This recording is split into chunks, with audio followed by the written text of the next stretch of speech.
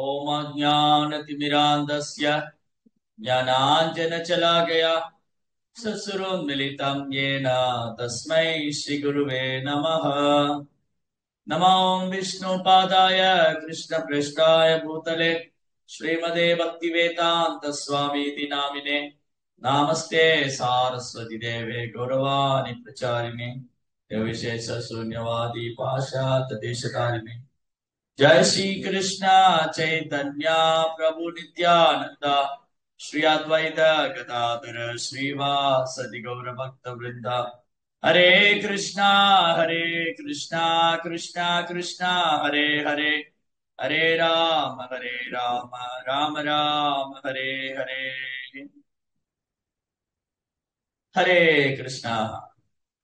பக்தர்களுக்கு இனிமையான காலை வணக்கம்.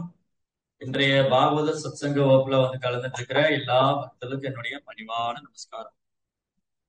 ஸ்ரீமத் பாகவதம் 3ஆம் ஸ்கந்தம் 1வது அத்தியாயம் விதுர மகாத்மாவுடைய கேள்விகள். இதுதான் நம்ம தொடர்ந்து படிச்சுட்டே வரோம். விதுர மகாத்மாவுடைய கேள்வி. இந்த மாதிரி ஒரு தன்னை உணர்ந்த ஆத்மாக்களுடைய கேள்வி எல்லாமே எல்லாருக்கும் நன்மை தரக்கூடியதா இருக்கு. இன்னைக்கு படிக்கிற ஸ்லோகம் 32, 33, 34. ஒருத்தரையா நலம் விசாரிக்கிறார் விதுரர். வசுதேவர் எப்படி இருக்காரு, பிரத்யும்னர் எப்படி இருக்காரு. ஏன்னா தன்னுடைய தீர்த்த யாத்திரையின் போது விதுரர் உத்தவரை தரிசிக்கிறார், உத்தவரை சந்திக்கிறார். உத்தவர் பகவான் ஸ்ரீகிருஷ்ணனுடைய மிக பிரியமான பக்தரும் நண்பருமா இருக்கார். அதனால உத்தவரை பார்த்த உடனே விதுர மகாத்மா பகவானை பற்றியும் பகவானது நித்தியமான சகாக்கள், அவங்க உறவினர்கள், நண்பர்களை பற்றியெல்லாம் விசாரிக்கிறது. அப்ப கேள்வி கேட்கறது, நலம் விசாரிக்கிறது, இது எல்லாருடைய வாழ்க்கையிலும் வழக்கத்துல இருக்குன்னு பார்த்தோம். யாராவது ஏதாவது கேள்வி கேட்டுக்கிட்டே தான் இருக்காங்க, யாராவது யாரையாவது நலம் விசாரிச்சுக்கிட்டே தான் இருக்காங்க. ஆனா இது எப்போ பூர்ணத்துவம் அடையும், எப்போ முழுமை அடையும், எந்த மாதிரி கேள்வி சிறந்தது, எந்த மாதிரி நலன் விசாரிக்கிறது சிறந்தது அப்படின்னா அவை அனைத்தும் கிருஷ்ணரோடு சம்பந்தப்பட்டிருக்கு. ஏ ஆத்மா சுப்ரசீததி, கிருஷ்ணரோடு சம்பந்தப்பட்டிருக்கும் போது ஆத்மாவுக்கு திருப்தி வரும். அப்போ கேள்விகள் எப்படி இருக்கணும், கிருஷ்ணரோடு சம்பந்தப்பட்டிருக்கணும். அர்ஜுனுடைய கேள்விகள், பரிசித் மகாராஜுடைய கேள்விகள், விதுரனுடைய கேள்விகள், யுதிஷ்டரா எல்லாருடைய கேள்வி. பாகவதத்துல நம்ம யாரையெல்லாம் பாக்குறோமோ எல்லாருடைய கேள்விகளும் கிருஷ்ணரோடு சம்பந்தப்பட்டு, எல்லாருடைய கேள்வி யாரோட சம்பந்தப்பட்டிருக்கு, கிருஷ்ணரோடு சம்பந்தப்பட்டு. அதே மாதிரி நலன் விசாரிக்கிறது கூட பகவானை பற்றியும் பகவானது தூய பக்திகளை பற்றியும் நலம் விசாரிக்கும். அப்புறம் அந்த கேள்வி எல்லாமே ஆன்மீக முன்னேற்றத்துக்காக இருக்கு. நாம ஒருத்தருடைய நலன் விசாரிக்கிறோம்னு சொன்னா அந்த நலன் விசாரிக்கிறது ஆன்மீக முன்னேற்றமா இருக்கு. உடல் சார்ந்த விஷயங்கள் நலம் விசாரிக்கிறது என்ன பிரயோஜனம்? சாப்பிட்டீங்களா, தூங்குனீங்களா, தினமும் போன் போட்டு பேசுவாங்க. சாப்பிட்டீங்களா, நல்லா இருக்கீங்களா, எப்படி இருக்கீங்க. ஆனா உண்மையான நலன் விசாரிக்கிறது என்னது, ஆத்மீக முன்னேற்றத்தை பத்தி கேட்க. நீங்க பாகவதத்துல என்ன படிச்சீங்க, என்ன சேவை பண்ணீங்க, என்ன கதை கேட்டீங்க, நீ கிருஷ்ணரை பத்தி என்ன சொல்லி கொடுத்தாங்க, இதெல்லாம் தான் முந்தைய வகுப்புல பார்த்தது. சரி, இன்னைக்கு என்ன நடக்குது? கர்ஷித் புதஸ்வஸ்தி அனமீவ ஆஸ்தே ஸ்வபல்க புத்ரோ பகவத் பிரபன்னஹ ய கிருஷ்ண பாதாங்கித மார்க பாம்சுஷ் அசேஷ்டத பிரேம விபின்ன தைர்ய ய கிருஷ்ண பாதாங்கித மார்க்க பாம் சிசு. பகவானுடைய தாமரை திருப்பாதங்கள் பட்ட அந்த தூசி,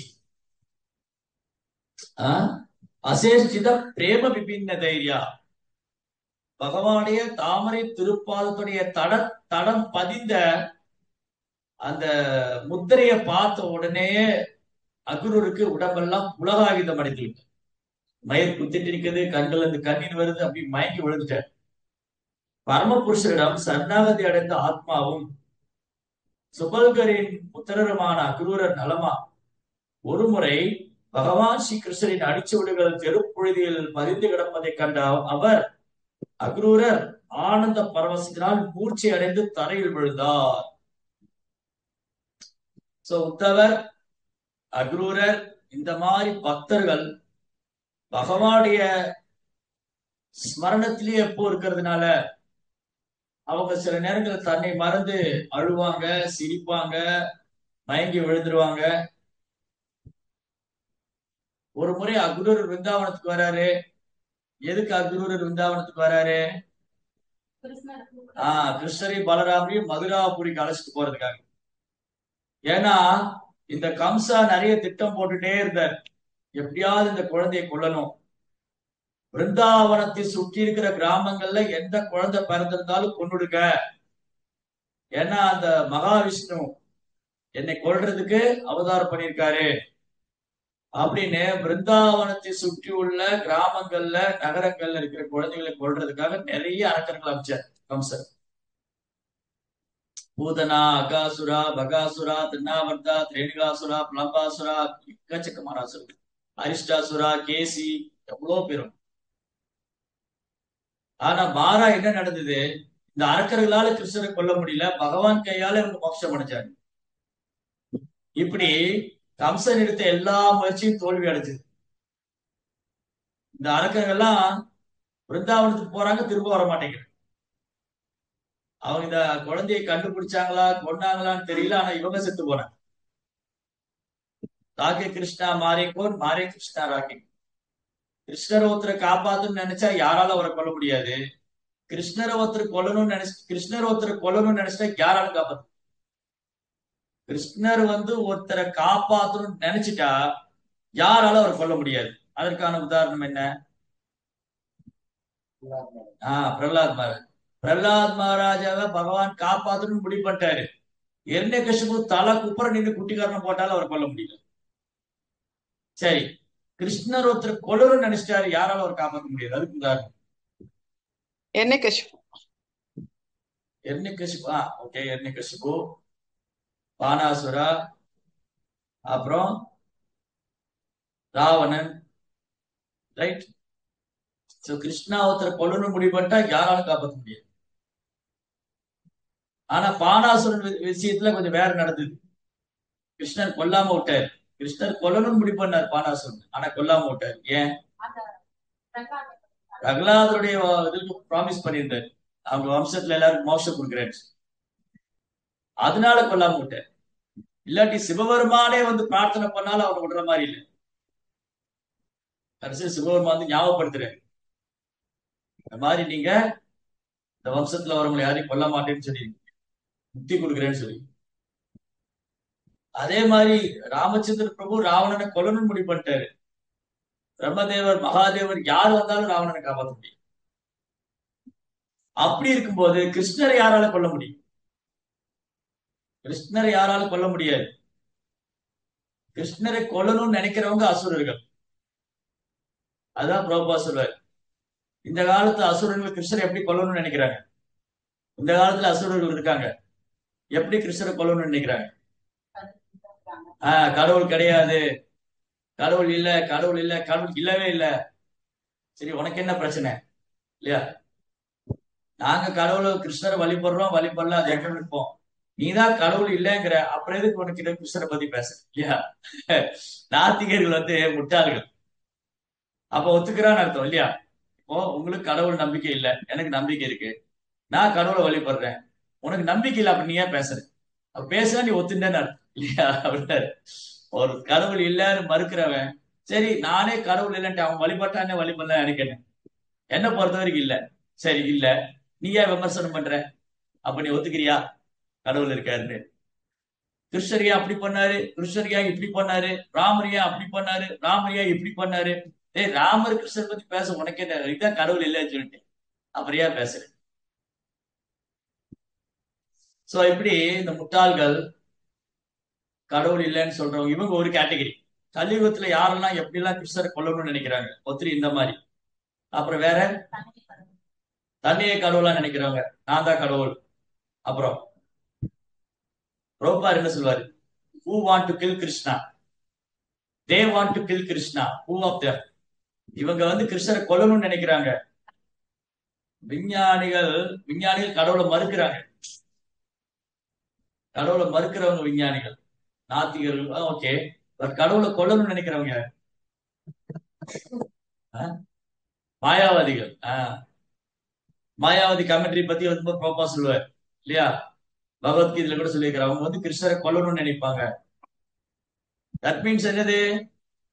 கிருஷ்ணருக்கு உருவம் கிடையாது, கடவுள் இருக்காரு ஆனா உருவம் கிடையாது அப்படின்னா they want to kill Krishna. கிருஷ்ணரை கொல்லணும்னு நினைக்கிறேன். சோ இப்படி ஆஹ் எதுக்கு இதை பேசிட்டு இருந்தப்போ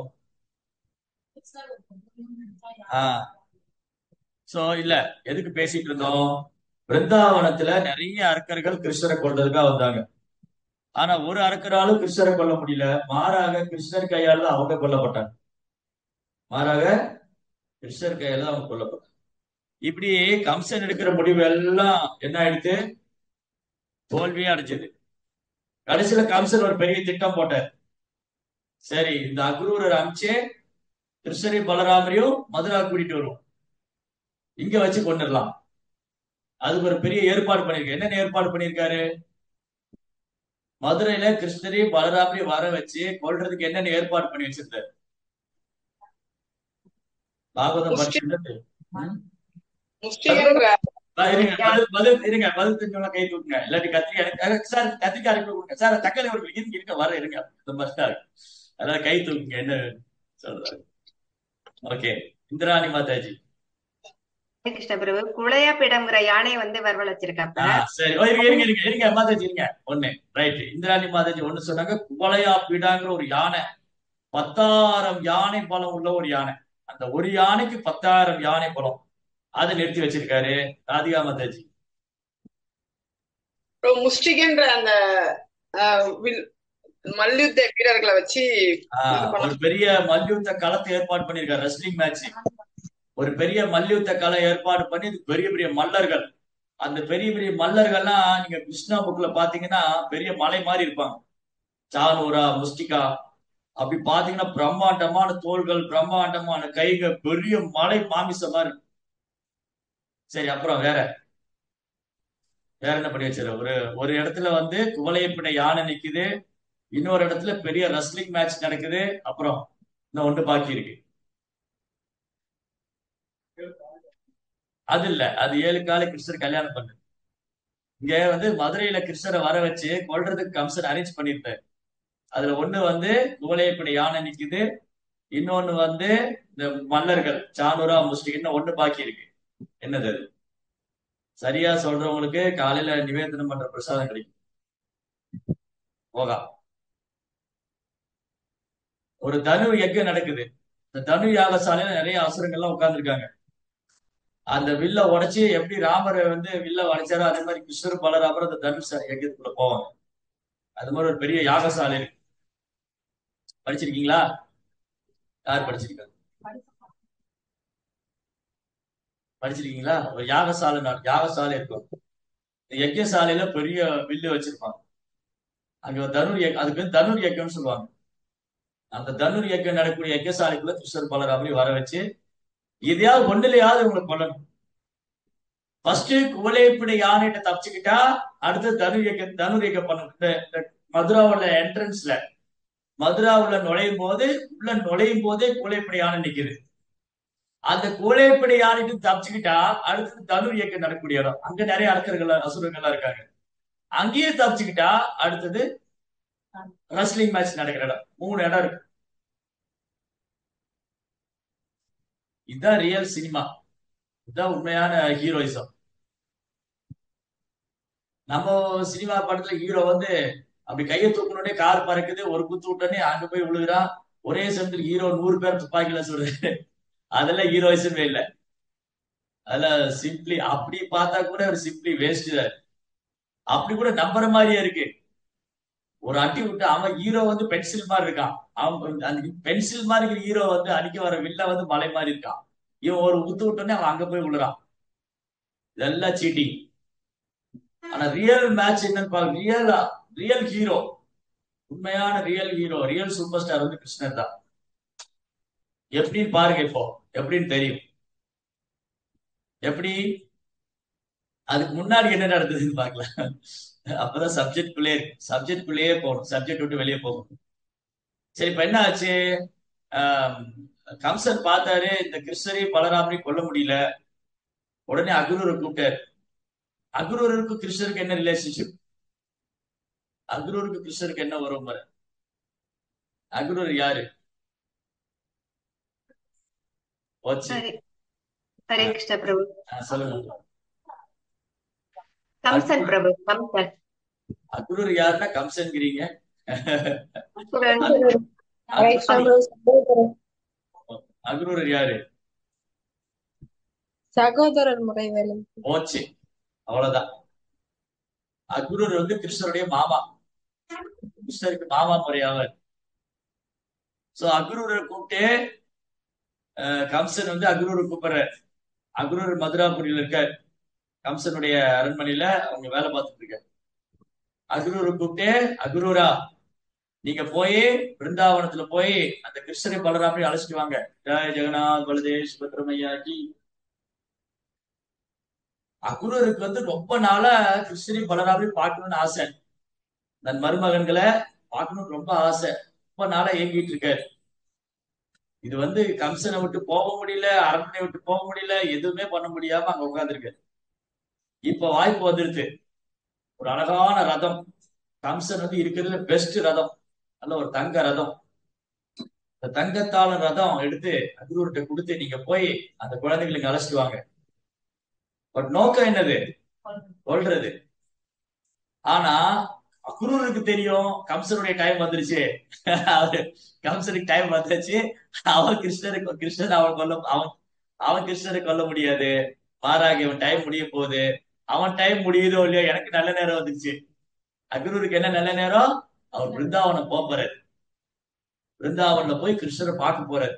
அப்படி ஆனந்தத்துல ரதம் எடுத்து காற்றை விட வேகமா ரதம் மதுரால இருந்து காற்றை விட வேகமா ரதம் பிருந்தாவனத்தில் நுழையுது. பிருந்தாவனத்துல நுழைந்த உடனே பிருந்தாவனத்துல தூசி, அந்த பிரஜ பூமியோடைய பிருந்தாவனத்துடைய தூசி, அந்த பிருந்தாவன பிரஜ பூமியில பகவானுடைய பாத சுவடுகள், பகவான் நடந்து சென்ற தாமரை பாத சுவடுகளை பார்த்த உடனே அக்ரூர் ரதத்திலிருந்து குதிச்சார். ரதத்திலிருந்து கண்கள் அப்படியே அருவி மாறி கண்ணீர். அருவி மாறி கண்ணீர் பாருங்க, பகவானுடைய தாமரை திருப்பாதத்தை தூசி. எப்படி? பகவான தரிசனம் அல்ல, பகவானுடைய தாமரை திருப்பாதம் பதிந்த அந்த தடம் இருக்கு இல்லையா, அதை தரிசனம் பண்ணாரு. அதுக்கே அவருக்கு என்ன ஆயிடுச்சு? கிருஷ்ணன் மேல ஒரு பிரேமம் வந்துருச்சு. நம்ம தினமும் பகவான் விக்கிரகத்தையே பார்த்துட்டு இருக்கிறோம், விக்கிரகத்தை தரிசனம் பண்றோம். தூக்கம் வராம இருந்தா சரி, பிரேமம் வர்றது ரெண்டாவது இருக்கு. விக்கிரகத்துக்கு முன்னாடி தூக்கம் வராம இருந்தா சரி. அங்க பகவான தினமும் தரிசனம் பண்றோம், அவர் தாமரை திருப்பாதத்தை பாக்குறோம், அவரை பத்தி பாடுறோம், அவரை பத்தி கேட்கிறோம், பிரேமமா வருது, தூக்கம் தான் வருது. ஆனா அக்ரூர மாதிரி பக்தருக்கு பாருங்க, பகவானுடைய தாமரை பாதம் பதிந்த அந்த பூமியில் இருக்கிற டஸ்ட், பிரஜ பூமி, பிருந்தாவன பாத தூசி, பகவானுடைய பாதம் தடம் பதிந்த அந்த அடிச்சுவடு, அந்த அச்சு, அதை பார்த்ததுலயே அவருக்கு கிருஷ்ணன் மேல அன்பு அதிகரிச்சு. கண்ணுல அப்படி தாரதரையா கண்ணீர். என்ன சொல்லியிருக்காரு? ஒரு முறை பகவான் ஸ்ரீ கிருஷ்ணரின் அடிச்சுவடுகள் தெருப்பொழுதியில் பதிந்து கிடப்பதை கண்ட அவர் ஆனந்த பரவசத்தினால் மூர்ச்சை அடைந்து தரையில் விழுந்தார். கிருஷ்ணா அப்படின்னு தரையில் விழுந்து, அப்படியே இந்த பிருந்தாவனத்துல தரையில விழுந்தவரு ஊசியில அப்படியே மயங்கி போனார். நினைவு வந்தது, அப்படியே உருண்டு பிறல்ற. அந்த பிருந்தாவன தூசியில உருண்டு பிறல்ற. சரி, 9 விதமான பக்தி தொண்டுல அக்ரூர் எதுக்கு உதாரணம்? பதில் தெரிஞ்சும் கைத்து. நவவித பக்தியில அக்ரூர் எதுக்கு உதாரணம்? என்ன எக்ஸாம்பிள்? அது ராதிகா மாதாஜி. அர்ச்சனத்துக்கு பிரபு. போச்சு. வந்தனம். அர்ச்சனமா வந்தனமா? வந்தனம். வந்தனம்னா ஆஃபரிங் பிரேயர்ஸ். பகவானை எப்படி புகழ்ந்து பாடுறதுங்கிறதுக்கு அக்ரூரர் சிறந்த உதாரணம். ஸ்ரவணம் ஸ்ரவணம் யாரு? பரிசித் மகாராஜ். கீர்த்தனம் சுகதேவ் கோஸ்வாமி. விஷ்ணு ஸ்மரணம் பிரகலாதர். பாத சேவனம் லட்சுமி தேவி. வந்தனம் அக்ரூரர். அப்புறம் அர்ச்சனம் பிருத்து மகாராஜ். தாஸ்யம் ஹனுமான். சக்கியம் அர்ஜுனா. ஆத்ம நிவேதனம் பலி மகாராஜ். 9 பேர் பெஸ்ட் எக்ஸாம்பிள். 9 விதமான பக்தி தொண்டுக்கு சிறந்த உதாரணம் 9 பேர். அப்போ அக்ரூரர் என்ன பண்ணாரு? அந்த பாத தூசியில பார்த்து அப்படி கண்ணெல்லாம் கண்ணீர் வந்து உலகாயுதம் அடைந்து மயிர் குத்திட்டு உடம்பெல்லாம் மயிர் குத்திட்டு நிக்குது. நாவெல்லாம் தழுதழுக்குது. என்னைக்கு வரப்போகுதுன்னு கேக்குறாரு சைதன்ய மகாபிரபு. சைதன்ய மகாபிரபு இதெல்லாம் வெளிப்படுத்துறாரு. சைதன்ய மகாபிரபு வந்து பகவானே பக்தரா வந்து தூய பக்தி பிரேமத்தை வெளிப்படுத்துறாரு. அந்த பிரேமத்தை வெளிப்படுத்துற சைதன்ய மகாபிரபு என்ன பாடுறாரு? எனக்கு எப்ப அந்த நிலைமை வரப்போகுதுன்னு கேக்குறேன். நயனம் கலதஸ்ருதாரயா வதனம் கத்கத ஹிருதயாகிரா புலகை நிசிதேவ புனதா தவ நாம கிரகணே பவிஷ்யதி. கிருஷ்ணா, இப்ப நாமத்தை சொல்லும் போது எப்ப என் கண்ணுல கண்ணீர் வரும், எப்ப என் நாள் தழுதழுக்கும், பேச முடியாம தொண்டை அடைக்கும், மயிரெல்லாம் உடல் இருக்கிற மயிரெல்லாம் குத்திட்டு நிக்கும்.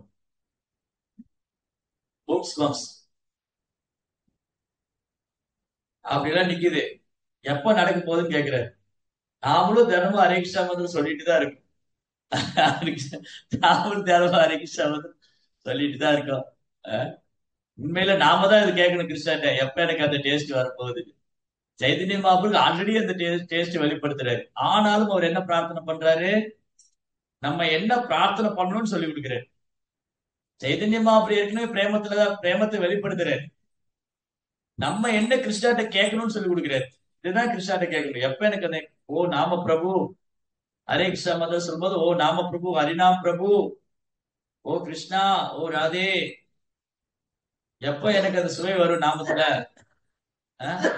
பிரசாதத்துல சுவை இருக்கான்னு பாக்குறேன், நாமத்துல சுவை இருக்கான்னு பார்க்க மாட்டேங்கிறேனே இல்லையா?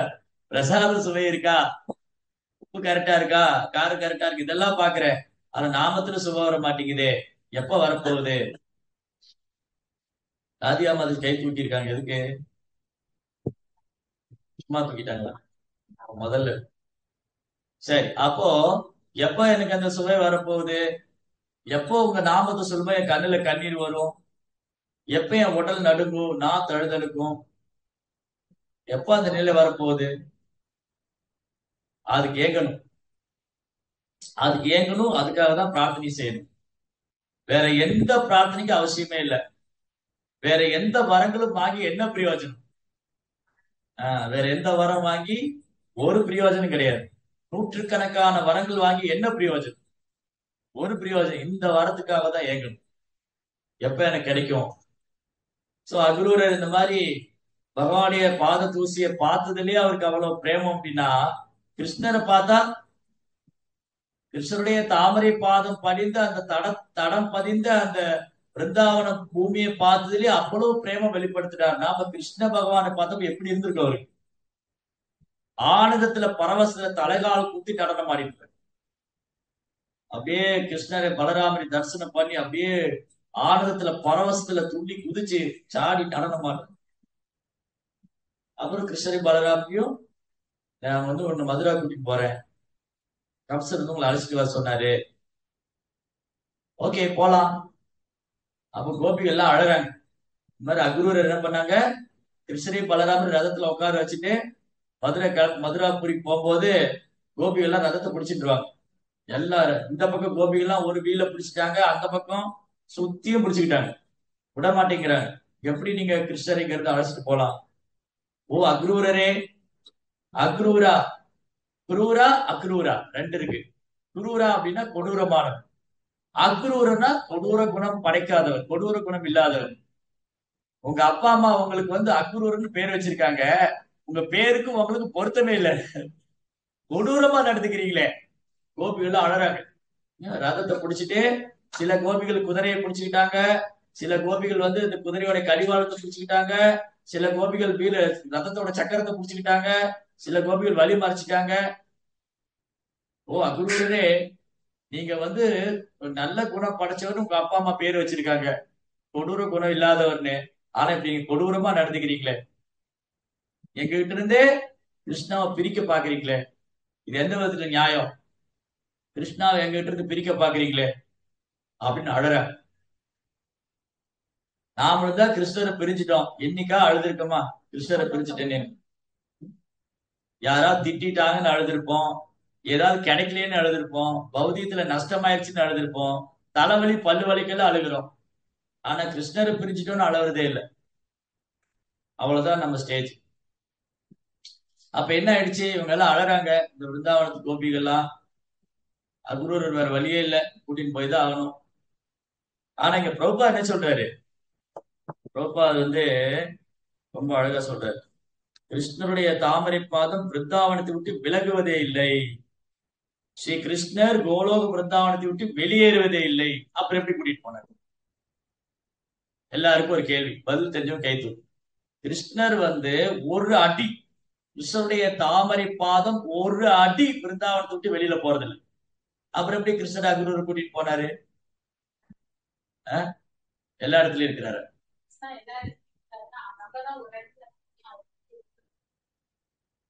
சரி, அப்புறம் ஆன்லைன்ல இருக்கிறவங்க தூங்கிட்டாங்களா இல்ல சப்பாத்தி போட்டு இருக்கிறாங்களா? இந்திராணி மாதாஜி. கிருஷ்ணபுரம் அவங்க தேர்ல கூட்டிட்டு போறாங்கல்ல, அக்ரூரை தேர்ல கூட்டிட்டு போறாங்க பலராமரையும் கிருஷ்ணரையும்.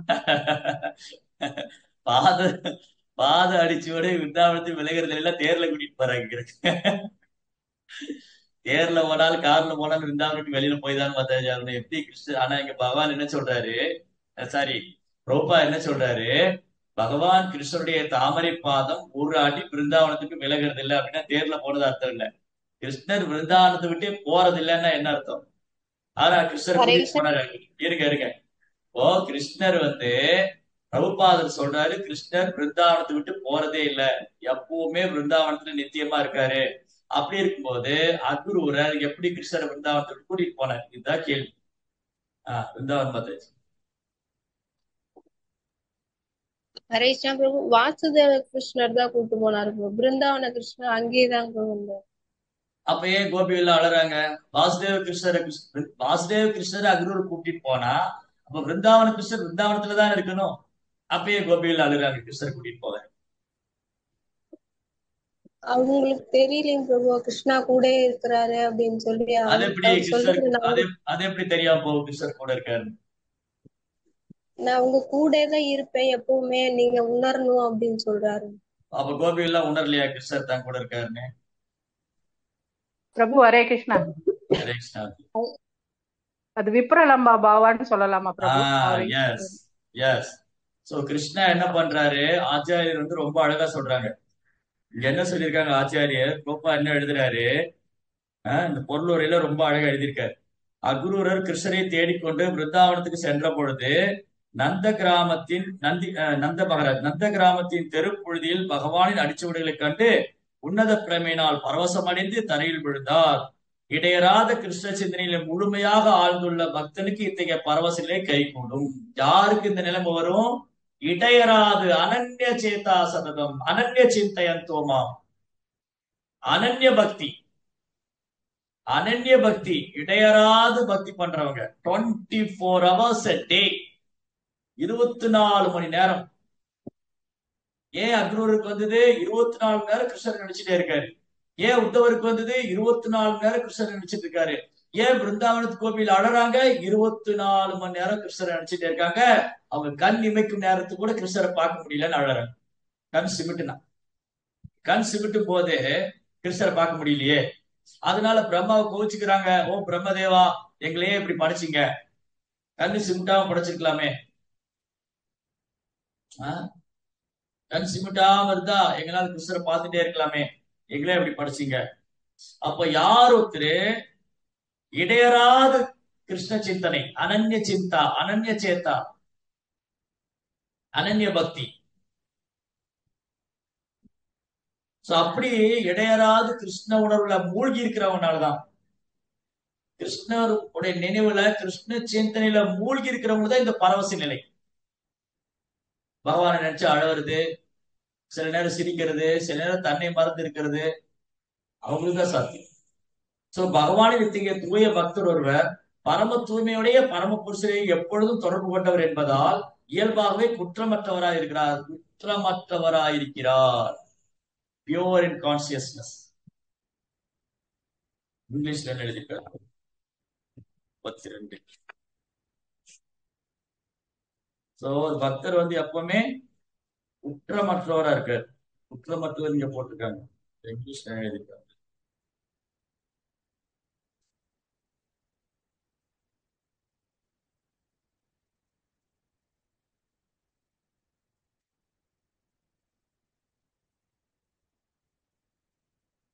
The pure devotee of the Lord is always in company with the Lord by thinking of Him. Yet in the particular, okay, such a pure devotee of the Lord is naturally faultless. Faultless. Kutramatravar. Because he is always associated with the supremely pure person of Godhead.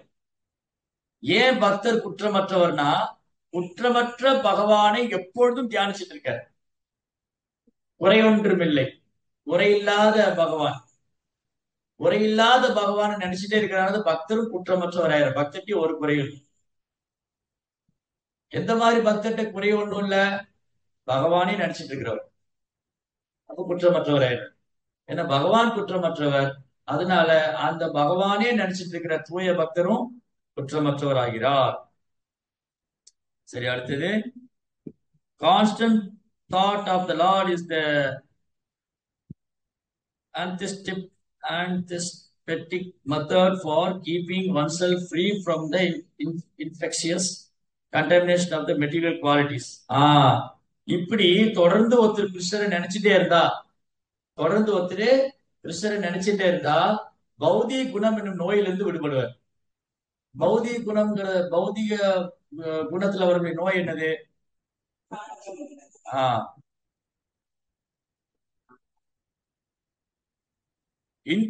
infectious contamination of material qualities. காமம், கோபம், பேராசை, பொறாமை, அகங்காரம், கர்வம், ஆணவம், செருக்கு, இதெல்லாம் பௌதிக குணங்களால வரக்கூடிய கண்டாமினேஷன் ஆர் இன்ஃபெக்ஷன், தொற்று வியாதி. இன்ஃபெக்ஷன் ஆயிடுச்சுன்னு சொல்லுவாங்க இல்லையா? என்ன இன்ஃபெக்ஷன் ஆயிடுச்சு? என்ன உங்களுக்கு தோல்ல டிசீஸ், அது இன்ஃபெக்ஷன் ஆயிடுச்சு. அந்த இன்ஃபெக்ஷன் அதே மாதிரிதான் இங்க பௌதிக குணத்தினால தொற்று வியாதி. ஆனா யார் ஒருத்தர் கிருஷ்ணரே நினைச்சிட்டு இருக்காங்களோ அவங்களுக்கு தொற்று வியாதி வராது. அவங்களுக்கு எந்த மாதிரி தொற்று வியாதி வரும்? இப்ப தொற்று வியாதிங்கிறது எல்லாருக்கும் இருக்கு. பௌதிகத்துல உள்ளவங்களோட குணம் வச்சுட்டா அந்த குணம் நம்மளை தொத்திட்டுரும். நல்ல பக்தரோட சங்கம் வச்சுட்டா அந்த குணம் நமக்கு தொத்திட்டுரும். இதுதான் தொற்று வியாதி. இந்த தொற்று வியாதி நல்லது. நல்ல பக்தரோட சங்கம் வச்சுட்டு அவங்ககிட்ட இருந்து உயர்ந்த பக்தர்கள், மூத்த பக்தர்கள், குருமார்கள், அவங்களுடைய சங்கத்தினால அவங்ககிட்ட இருந்து கேட்கறது, அதை ஃபாலோ பண்ணும்போது அந்த ஒரு இன்ஃபெக்ஷன் இருக்கு இல்லையா, அது நல்லது. அது கிருஷ்ணவாசியில ப்ராக்ரஸ் இருக்கும். மெட்டீரியல் பௌதிகத்துல இருக்கிறவங்களுடைய குணத்துல உள்ளவங்களோட தொடர்பு வச்சுட்டா அவ்வளவுதான், உள்ள பக்தியும் போயிடும். இன்ஃபெக்ஷன் அவங்களுக்குள்ள குணம் நம்மகிட்ட வந்து. சோ பௌதிக குணங்கள் என்னும் நோயின் பிடியிலிருந்து தன்னை விடுபட்டவராக கைத்துக் கொள்வதற்கு இடையராது பகவத் சிந்தனை தான் சிறந்த நோய் தடுப்பு முறையாகும். இதுதான் பெஸ்ட் ப்ராசஸ். தூய பக்தர் பகவானை பற்றி சிந்திப்பதால் எப்பொழுதும் அவருடைய சகவாசத்திலேயே இருக்கிறார். சோ கிருஷ்ணரே நினைச்சிட்டு இருக்கிறதுனால கிருஷ்ணனுடைய அசோசியேஷன்ல தான் இருக்கும். கிருஷ்ணனுடைய பகவானுடைய நாமத்தை சொல்லிட்டு இருந்தா பகவானுடைய சங்கத்திலே இருக்கும். பாகவதம் படிச்சுட்டு இருந்தா பகவானுடைய சங்கத்திலே இருக்கும். பாகவதம் கேட்டுட்டு இருக்கும் போது பகவானுடைய சங்கத்திலே இருக்கும். விக்கிரகத்துக்கு ஆராதனையை சேவை பண்ணும்போது பகவானுடைய சங்கத்திலே இருக்கும். இதுல இருந்து ஒரு ஸ்டெப் விலகிட்டா போச்சு, அவ்வளவுதான். அதனால பகவானுடைய பக்தர் என்ன பண்றாரு? எப்பவுமே கிருஷ்ண உணர்வுலயே மூழ்கி இருக்காரு.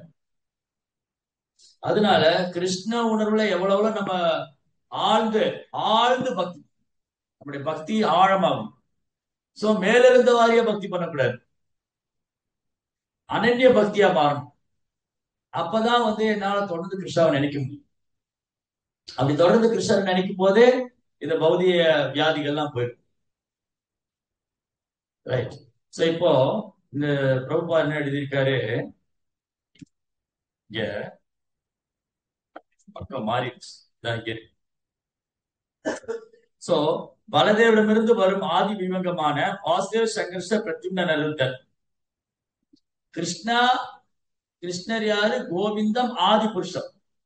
கிருஷ்ணா பரமபுருஷோத்தமனான முழுமுதற் கடவுள். பகவான் கிருஷ்ணர் பரமபுருஷோத்தமனான முழுமுதற் கடவுள். அவருக்கு நிறைய விரிவாக்கம். அவருடைய ஃபர்ஸ்ட் எக்ஸ்பேன்ஷன் பலராமர். கிருஷ்ணருடைய முதல் விரிவங்கம் பலராமர். இந்த பலராமர் மகா விரிவங்கம். அவற்றிலிருந்து எண்ணற்ற விரிவங்கம் வருது. அந்த பலராமர்ல 4 வியூகம், அதாவது 4 என்ன சொல்லுவாங்க அதற்கு, சதுர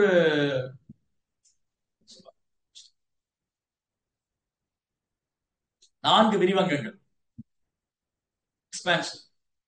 4 விரிவங்கம் என்னென்னது? வாசுதேவ சங்கர்ஷ பிரத்யும்ன நருத்தர். ஆதி சதுர்புஜம் என்று அழைக்கப்படும். இவங்க 4 பேருமே ஆதி சதுர்புஜம். இவங்க 4 பேருமே 4 கரத்துல இருப்பாங்க.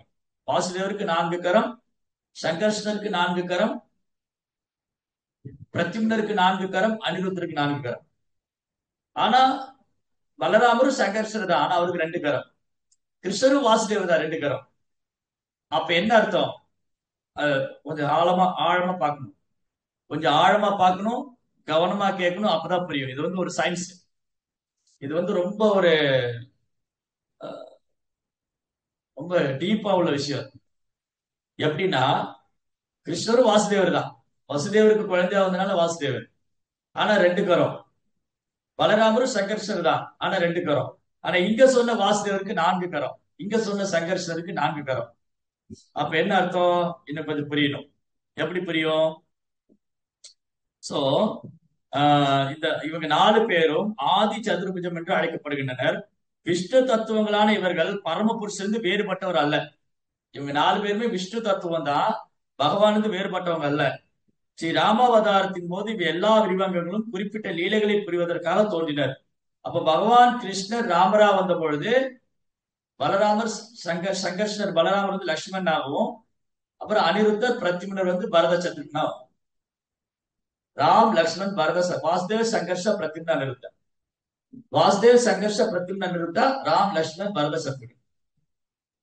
இன்னும் சில ஆச்சாரியர் என்ன சொல்றாங்க, பகவானுடைய அஸ்திரங்கள் சங்கம் சக்கரம் எல்லாம்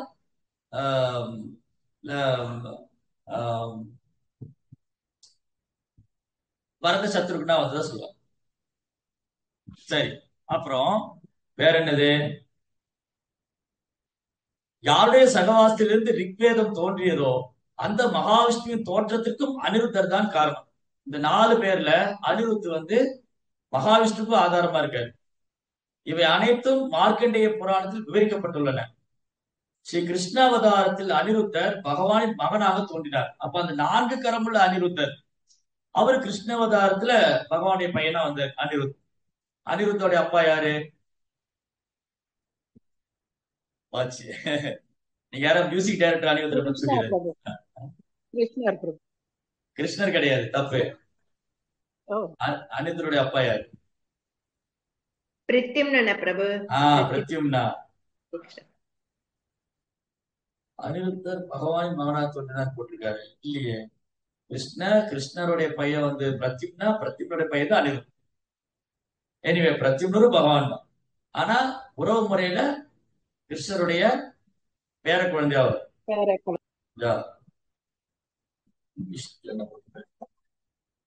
சோ கிருஷ்ணா, சோ அந்த 4 கருவுல அனிருத்தர் இங்க கிருஷ்ணருடைய லீலையிலே வந்திருக்கிறதா ரொம்ப எழுதியிருக்காரு.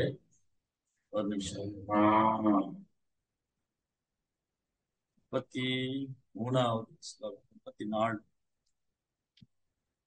Another is also the cause of Mahavishnu, from whose bearing Rigvedas appeared. All this nicely explained in the incarnation Lord Krishna. Aniruddha appeared as the son of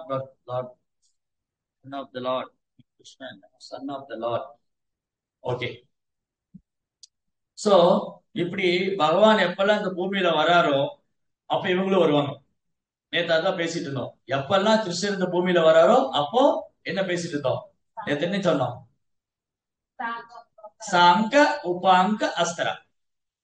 பகவான், பகவானுடைய அம்சம், அவதாரம், அவதாரத்தோட அவதாரம், அங்கம், அங்கத்தோடைய அங்கம். சாங்க உபாங்க அஸ்தரா.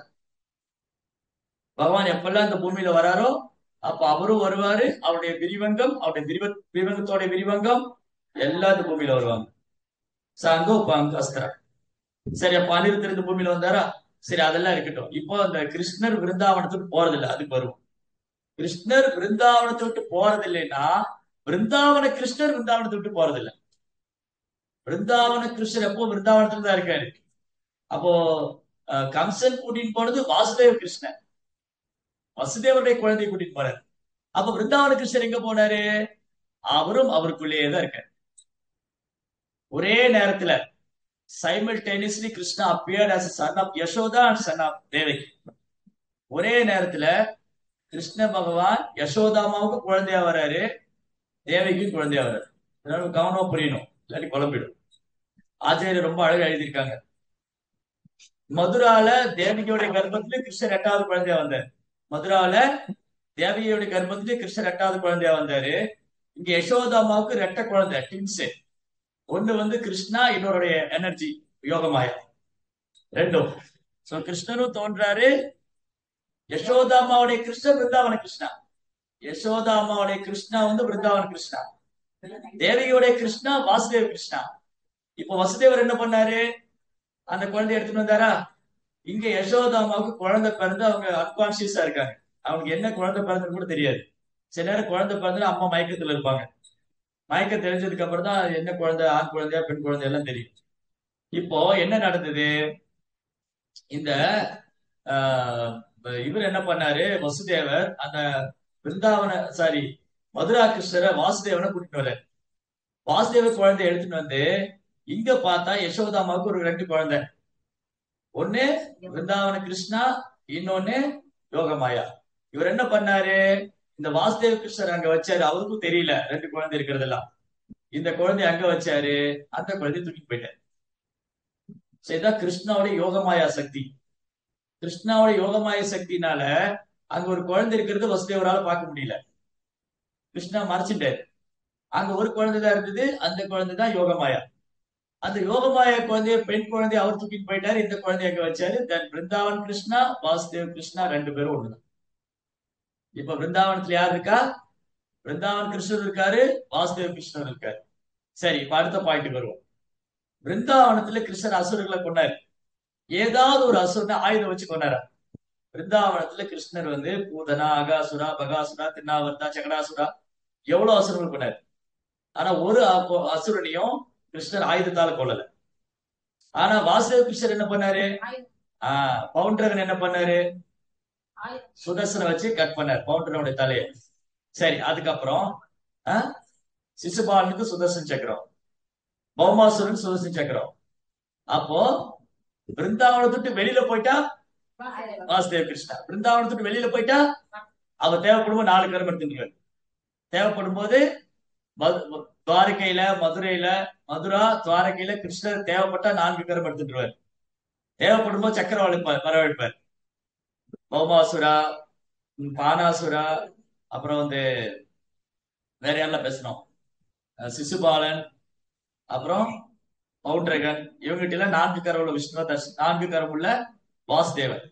வனமாலி கதி சாங்கி சங்கி சக்ரி சனந்தகி ஸ்ரீமான் நாராயணோ விஷ்ணு வாசுதேவோ பிரகக்ஷன், வாசுதேவ கிருஷ்ணன்.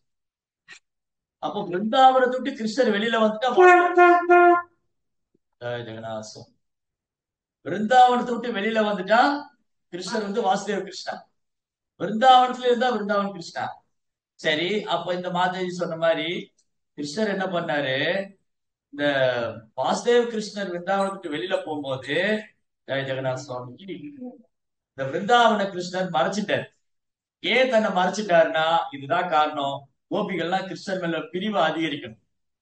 கிருஷ்ணர் மேல பிரிவு அதிகரிக்கும் போது, கிருஷ்ணரை பிரியும் போது என்ன ஆகுது? அவர் மேல அன்பு அதிகரிக்கும் இல்லையா? கிருஷ்ணர் மேல பிரியும் போது அவருடைய அன்பு அதிகரிக்கும். நான் அன்னைக்கு பேசிட்டு இருந்தோம் இல்லையா, ஒரு பையனோ ஒரு கணவன் கணவன் மனைவி பையன் அப்பா அம்மா இவங்க எல்லாம் விலகி இருக்கும்போது அவங்க மேல அன்பு அதிகரிக்கும். அவங்களே நினைச்சிட்டு இருப்போம், பக்கத்துல இருந்தா கண்டுக்கவே மாட்டோம். சாப்பிட்டானா ஒண்ணும் கண்டுக்க மாட்டோம். ரொம்ப தூரத்துல இருந்தா போன் போட்டுக்கிட்டே இருப்பாங்க, சாப்பிட்டியா தூங்குனியா என்ன சாப்பிட்டேன் எங்க போன ஆய் போனேன்னு கேட்டுருப்போம் இல்லையா. தூரத்துல இருக்கும்போது அதெல்லாம் கேட்பாங்க, பக்கத்துல இருக்கும் போதே கண்டுக்கவே மாட்டாங்க. அப்ப என்ன ஆகுது, டிஸ்டன்ஸ் அதிகமாகும் போது அன்பு அதிகரிக்குது. இது எதனால நடக்குதுன்னா கிருஷ்ணர்கிட்டையும் ஆன்மீக லோகத்துல இது இருக்கு. ஏன் இந்த ஜட உலகத்துல ஏன் கணவன் மனைவி பிரியும் போது அவங்க மேல அன்பு அதிகரிக்குது? கணவர் வெளிநாட்டுல இருக்காரு, மனைவிக்கு இருக்க நினைச்சுட்டே இருப்போம், போன் பேசிக்கிட்டே இருப்போம். இல்ல பையன் வெளிநாட்டுல இருக்க, அம்மா நினைச்சுட்டே இருப்போம், போன் பேசிட்டே இருப்போம். ஆனா வீட்டுக்குள்ள இருந்தா இல்ல. அப்போ விலகி இருக்கும் போது, தூரத்துல இருக்கும்போது அன்பு அதிகரிக்குது, பக்கம் வந்து அன்பு கம்மியா இருக்கு. இந்த இந்த இந்த இந்த ஒரு பாவம் எங்க இருக்குன்னா கிருஷ்ணர்கிட்ட இருக்கு. பகவான் கிருஷ்ணர் ஆன்மீக லோகத்துல பக்தர்கள்ட்ட பிரிவை வந்து அவர் அனுபவிக்கிறார். பக்தர்கள் பிரிஞ்சிருக்கும் போது அந்த இன்பத்தை கிருஷ்ணரும் அனுபவிக்கிறாங்க, அந்த பக்தர்களும் அனுபவிக்கிறாங்க. அதனுடைய பிரிந்த பிம்பம் தான் ஜட உலகத்துல எல்லாமே தலைகீழ தான் இருக்கு. ஆக்சுவலி நம்ம பிரிவு உணர்ச்சி வந்து கிருஷ்ணர் மேல இருக்கும். நம்ம வந்து இப்போ நமக்கு எப்படி இருக்கணும்னா, இப்போ இந்த ஜட உலகத்துல நமக்கு எப்படி இருக்குன்னா, நம்ம கிருஷ்ணரே நினைச்சிட்டு இருக்கோம், கிருஷ்ணரை பிரிச்சுட்டனே அவர் பார்க்க முடியலையே அப்படின்னு நினைக்கும். பட் நம்ம என்ன பண்றோம், மறந்து போய் ஜாலியா பண்ணணும் இல்லையா, மறந்து போயிருக்கோம். ஆனா பிருந்தாவன கிருஷ்ணரை பிரிஞ்சதுனால அந்த கோபிகள் அழகாங்க. அதாவது அக்ரூரை போக விட மாட்டேங்கிறாங்க. அக்ரூர் வந்து கிருஷ்ணரை கூட்டிட்டு போறாரு, இந்த கோபிகள்லாம் தரையில விழுந்து மயங்கி விழுந்தாங்க. எப்படி அக்ரூர் மயங்கி விழுந்தாங்களோ அது மாதிரி இந்த கோபிகளும் மயங்கி விழுந்து கிருஷ்ணரையே நினைச்சு அழுதுட்டே இருக்கு. அப்ப போனவர் தான் திரும்ப வரவே இல்லை. ஆனா அவர் பிருந்தாவனத்துல தான் இருக்காரு. ஆனா அவர் மறைச்சிட்டு கிருஷ்ணா என்ன பண்றாரு, அவர் பிருந்தாவனத்தை விட்டு போகல, கோபிகள் கண் பார்த்து மறைஞ்சிருக்காரு. அந்த கோபிகள் கிருஷ்ணரையே நினைச்சிட்டு இருக்காங்க. இவர் என்ன பண்ணாரு, துவாரைகளை போய் உட்காந்துட்டு கிருஷ்ணரே கோபிகளே நினைச்சிட்டு இருக்காரு. அப்ப என்ன அர்த்தம், அந்த வாசுதேவ கிருஷ்ணர் வந்து துவாரிகையில இருக்காரு. ஆனா அங்க பக்தர்களுக்கு புரியணும், உத்தவருக்கு என்ன புரியணும், நீங்க எல்லாம் எனக்கு பிரியமானவங்க இல்ல, பிருந்தாவனத்து கோபிகள் தான் எனக்கு பிரியமானவங்க. அவங்களை விட உயர்ந்த பக்தர் கிடையாது. ரம்யா காஞ்சி துபாசனா வர்ஜமது, பிருந்தாவனத்து கோபிகள் பண்ணக்கூடிய அன்பு பக்தி இருக்கு இல்லையா, அதுக்கு யாருமே நிகராக முடியாதுன்னு கிருஷ்ணர் காந்தி அதை காமிச்சு கொடுக்கு. அதனால பிருந்தாவனத்தை விட்டு பகவான் கிருஷ்ணர் வெளியேறுவதே இல்லை. அவரது பூர்ண விரிவாங்கங்கள் அனைவரும் விஷ்ணு தத்துவங்கள் என்று ஒரே பிரிவை சேர்ந்தவர். அவருடைய ஆற்றலில் எந்த வேறுபாடும் கிடையாது. கிருஷ்ணர் நினைச்சா வாசுதேவரும் பிருந்தாவன கிருஷ்ணர் ஒன்னாவாங்க. அவர் நினைச்சா அவர் வெளியே வருவாங்க. இதெல்லாம் அவருடைய அச்சிந்திய சக்தினால, இன்கான்சிபிள் பொட்டன்ஸ். இதுதான் இங்க விஷயம். அக்ரூர் என்ன பண்ணாங்க, கிருஷ்ணரை கூட்டிட்டு போறாங்க. கிருஷ்ணரை பலராமரை அழைச்சிட்டு போகும்போது யமுனா நதிக்கரை வழியா போறாங்க. ஒரு நிமிஷம் ரதத்தை நிறுத்திட்டு நான் போய் சந்தியாவந்தனம் பண்ணிட்டு வந்துடுறேன், சந்தியா பொழுது சாய போகுது. அப்ப என்ன பண்ண, சந்தியாவந்தனம் பண்ணுவாங்க. சந்தியாவந்தனம் பண்ணிட்டு யமுனையில போய் குளிச்சுட்டு சந்தியாவந்தனம் பண்ண நீங்க இங்க உட்காந்துருங்கன்னு போனவர் ஜெய ஜெகநாத் சுவாமி போய் சந்தியாவந்தனம் பண்ணி யமுனையில குளிச்சு தண்ணி எடுத்தா யமுனைக்குள்ள ஒட்டுமொத்த ஆன்மீக லோகத்தை அக்ரூர் பாக்குறாரு. அக்ரூர் வந்து ஒட்டுமொத்த எண்ணற்ற வைகுந்த லோகங்கள், எண்ணற்ற ஒன்னொன்னு சூரியனை போல பிரகாசிக்குது. சிந்தாமணி தாமம் வந்து அப்படி சூரியனை போல பிரகாசிக்குது. அக்ரூர் கண்ணெல்லாம் தூசு. பல்வேறு ஆன்மீக லோகங்கள், வைகுண்ட லோகங்கள், கோலோக விருந்தாவனம். அந்த கோலோக விருந்தாவனத்துல கிருஷ்ண பலராமர் ரதத்துல உட்கார்ந்து இருக்காரு. இங்க ஓடி வந்து பார்த்தா இங்கேயும் கிருஷ்ண பலராமர் ரதத்துல உட்கார்ந்து இருக்காரு. திரும்பி ஓடி போய் பாக்குறாரு, அங்கேயும் உட்கார்ந்துட்டு இருக்காரு. பலராமர் பௌர்ணமி நிலவு மாதிரி ஜொலிக்கிறார். கிருஷ்ணர் வந்து மழைக்காலத்து மேகத்து ஒத்த நிறம், தாமரை போல கண்கள், மஞ்சள் நிற பீதாம்பர ஆடை. இது பார்த்து அக்ரூர் இங்க ஓடி வந்து பாக்குறாரு, அங்க ஓடி வந்து பாக்குறாரு. அப்படியே பிரமிச்சு போனார். அப்படியே பிருந்தாவனத்து மண்ணுல சாஷ்டாங்க நமஸ்காரம் பண்ணி அற்புதமான பிரார்த்தனை செய்யறார். கிருஷ்ணர் தான் பரம புருஷோத்தமனானது கடவுள், இவர் என் மருமகன் மாதிரி நடிக்கிறார், இவர் உண்மையில என் மருமகன் கிடையாது, ஒரு முழுமுதற் கடவுள் அப்படின்னு அக்ரூர் வந்து ரொம்ப அழகா பிரார்த்தனை செய்யறார். அதெல்லாம் 10th canto இருக்கு அக்ரூருடைய பிரேயர்ஸ். எப்படி இங்க எப்படி உத்தவருக்கு எப்படி கிருஷ்ணர் மேல பிரேமம் இருந்ததோ அதே போல அக்ரூருக்கும் கிருஷ்ணர் மேல பிரேமம். அதனால இதெல்லாம் இங்க நினைச்சு பாக்குறாரு விதுரர். விதுரர் வந்து உத்தவரை பார்த்த உடனே இந்த லீலைகள்லாம் அவருக்கு நினைவுக்கு வருது. இந்த லீலைகள்லாம் அவருக்கு நினைவுக்கு வருது. இவங்கெல்லாம் நல்லா இருக்காங்களா? ஏன்னா அக்ரூர் என்ன கடைசியில அவர் துவாரகையில போய் செட்டில் ஆனாரு. கிருஷ்ணர் என்ன சொன்னாரு? அது ஒரு பெரிய ஸ்டோரி. அது ஷாமாந்தக மணியை கொடுத்து அக்ரூரையும் வந்து துவாரகையிலே இருக்க சொன்னார். அதனால அந்த அக்ரூர் நல்லா இருக்காரா கேக்குறாரு. அக்ரூர் எப்படி இருக்காரு? அப்புறம் தேவகி நல்லா இருக்காங்களா? தேவகி யாரு? தேவகி யாரு? வேதங்கள் யாக நோக்கத்துக்குரிய களஞ்சியமாக விளங்குகின்றன. அதே போலவே தேவர்களின் தாயை போல தேவக போஜ மகாராஜன் மகளும் பரமஹம்சர் தன் கர்ப்பத்தில் கருவுரை செய்தாள். தேவிக்கு வந்து வேதத்தின் சொரூபம். அப்ப கிருஷ்ணர் யாரு? பகவானே வேத நோக்கத்தின் சொரூபமாக இருக்கிறார். பாத்தீங்களா? தேவிக்கு வந்து வேதத்தின் சொரூபம். அந்த வேதத்துடைய சாரம் யாரு? கிருஷ்ணா. தேவிட்டு இருந்து யாரு வந்தா?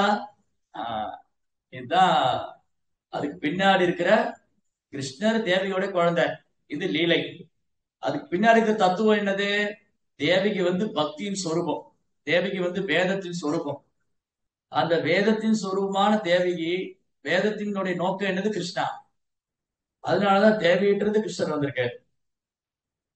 பகவானும் வேத நோக்கங்களின் சொரூபமாக விளங்குகிறார். அதனால ரொம்ப அழகான வர்ணனைகள் இருக்குங்க. சாதாரண விஷயம் இல்ல. சோ தூய பக்தர்கள் எல்லா ஆசைகளையும் நிறைவேற்றுபவரும், தூய பக்தர்களின் எல்லா ஆசைகளையும் நிறைவேற்றுபவரும், பழங்காலத்திலிருந்து ரிக்வேதத்துக்கு காரணமானவன் என கருதப்படுபவரும், மனதை சிருஷ்டித்தவரும், விஷ்ணுவின் 4வது வடிவமான அனிருத்தர் நலமா? இது படிச்சுமா? இல்ல இது படிக்கல. படிச்சு. எஸ் படிச்சு.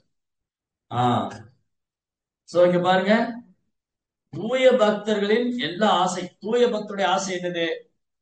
சென்னையில வந்து ஒரு அபார்ட்மெண்ட் வாங்கணும்னா இல்லையே, இல்ல பெங்களூர்ல ஒரு அபார்ட்மெண்ட் வாங்கணும். தூய பக்தருக்கு ஆசை என்னன்னா, கதா பிரேம பக்தி. எனக்கு அந்த பிரேம பக்தி எனக்கு கொடுங்க. வேற எந்த வாரம் வாங்கி என்ன பிரயோஜனம்? இல்லையா? இப்படிதான் ஒரு மாசத்துக்குள்ள அந்த பாட்டு பாடணும். அப்புறம் திரும்பி பழையபடி சொந்த பாட்டு பாட ஆரம்பிச்சு இல்லையா? ஒரு மாசம் பூரா தாமோர் மாசம் பாட்டு பாடணும். அது அவ்வளவுதான். அதுக்கப்புறம் பழையபடி என்ன பிரபு, நானும் முயற்சி பண்ணிட்டே தான் இருக்கிறேன். ஒரு வீடு வாங்கணும், அபார்ட்மெண்ட் வாங்கணும், பழைய பாட்டா இருக்கு.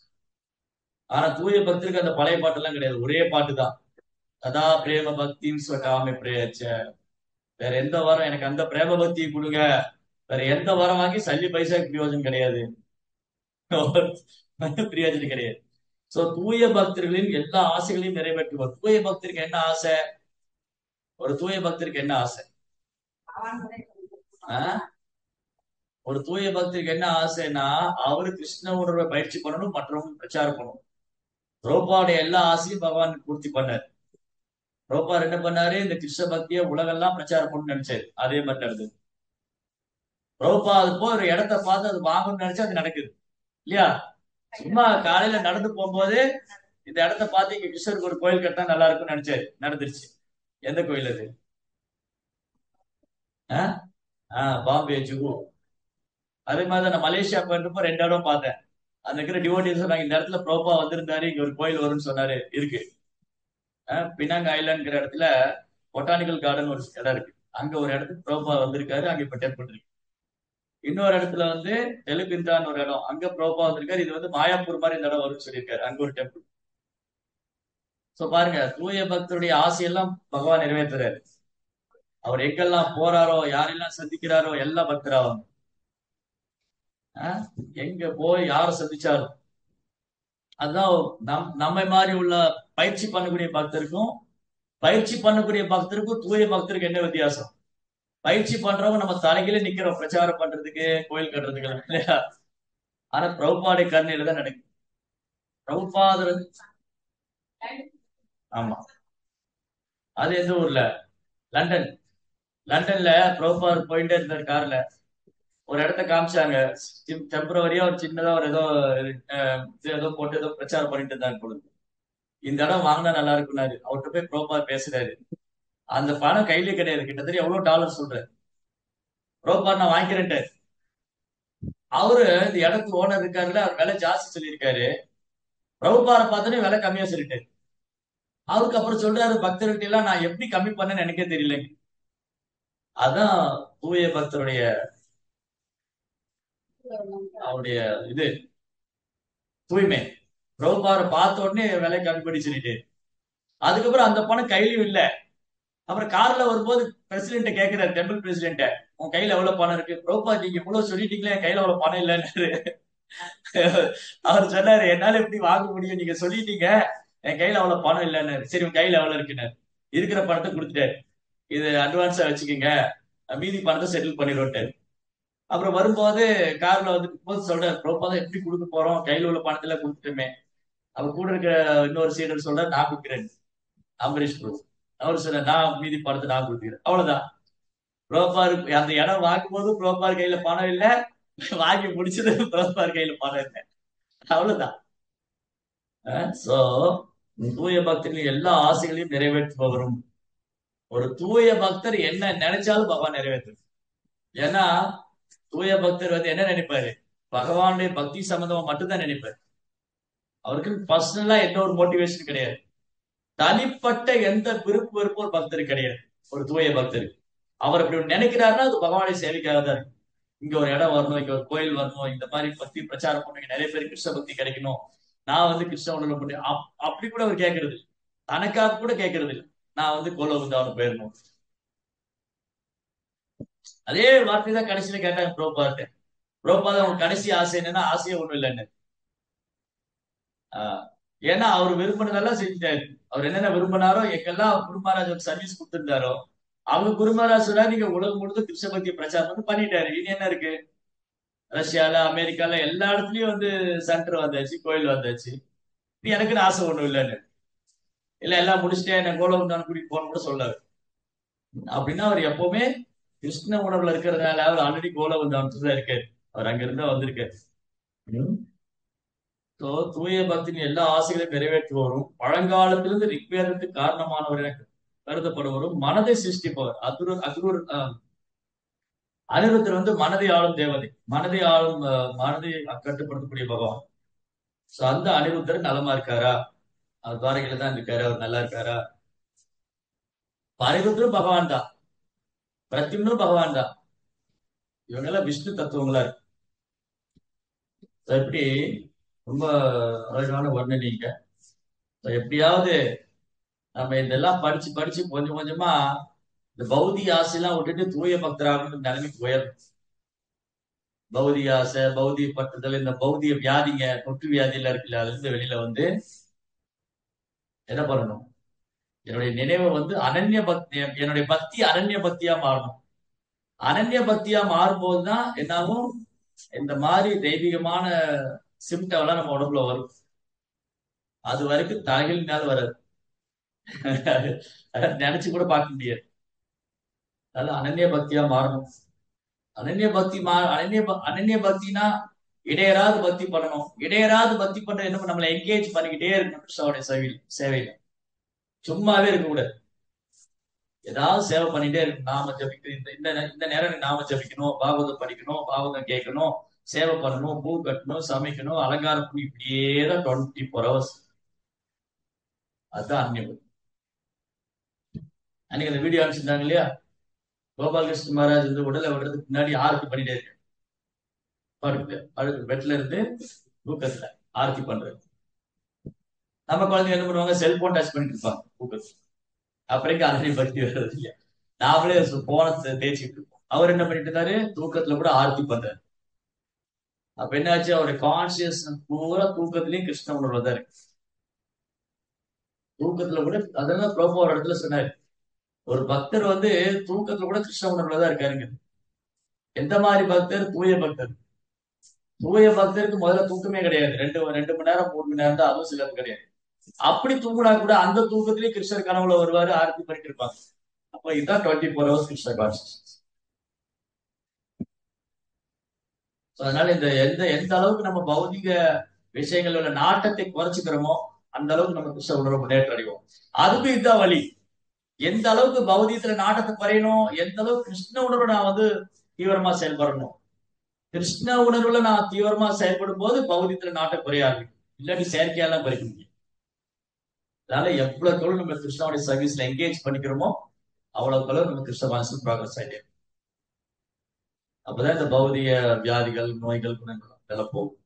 அப்பதான் இந்த தூய பக்திங்கிற தளத்துக்கு வருவோம். அந்த தூய பக்தி தொண்டுங்கிற தளத்துல வரும்போதுதான் இந்த மாதிரி விஷயங்கள் நம்ம உணரவே முடியும். அதுக்கப்புறம் வெளிப்படுத்துறதுல நம்ம கையில கிடையாது. அது நான் எந்த அளவுக்கு கிருஷ்ண உணர்வு லைட்ஸ் போடணும், அது குருவோடைய கண்ணையும் கிருஷ்ணனுடைய கண்ணையும். ஹரே கிருஷ்ண. ரந்திரா ஸ்ரீமத் பாகவதம் கி கிருஷ்ண கோபால் கி ஜெய்.